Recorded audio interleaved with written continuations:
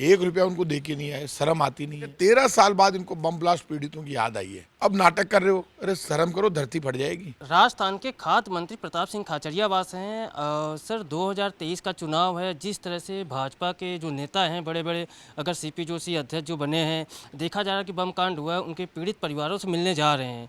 कहीं ना कहीं इस पीड़ित परिवारों को मिलने जा रहे हैं, तो उनका क्या कहना चाहेंगे इसके बारे में? भारतीय जनता पार्टी के नेताओं को बताना चाहिए कि पीड़ित परिवारों से आप मिलने गए बम ब्लास्ट वालों से, तो उनको कितने पैसे दे के आए? 1 रुपया उनको दे के नहीं आए, शर्म आती नहीं है। भारतीय जनता पार्टी की जब सरकार थी, वसुंधरा जी मुख्यमंत्री थी, 13 साल पहले बम ब्लास्ट हुआ, लोगों की डेथ हो गई। हम उस वक्त उनके घरों पर गए, इनकी सरकार थी, उनकी मदद की, सबकी। और आज ये जा रहे हैं तो मदद कुछ कर नहीं रहे। 13 साल बाद इनको बम ब्लास्ट पीड़ितों की याद आई है, क्योंकि अब वोट आ रहे हैं। तो जब तुम सरकार में थे तब तो उनको कुछ दिया नहीं, 1 टका। अब नाटक कर रहे हो। अरे शर्म करो, धरती फट जाएगी।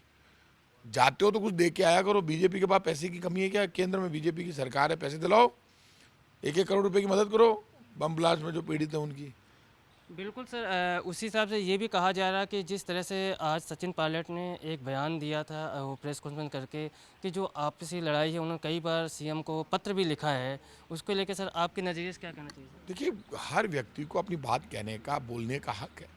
यदि कांग्रेस का कोई लीडर या कार्यकर्ता अपनी बात उठाता है और बीजेपी के करप्शन के मुद्दे उठाता है, तो इसमें गलत क्या है?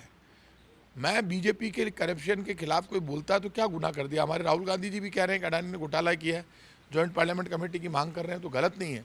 बीजेपी के करप्शन को लेकर कोई मुद्दे उठाए हैं और हमें कुछ कार्रवाई करनी है, हमें करनी चाहिए।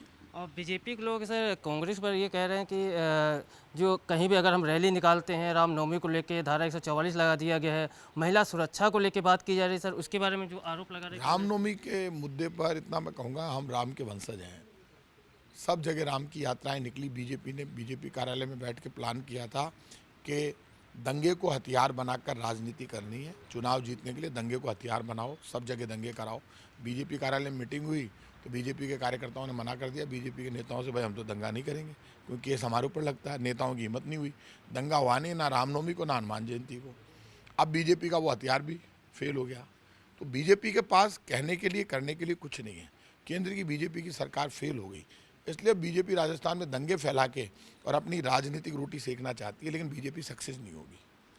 बिल्कुल, जिस तरह से आपने देखा, हमारे खाद्य मंत्री प्रताप सिंह खाचरियावास थे, इन्होंने बताया राजस्थान की राजनीति को लेकर। कृष्ण कुमार शर्मा के साथ हरनाम सिंह, पंजाब केसरी, राजस्थान।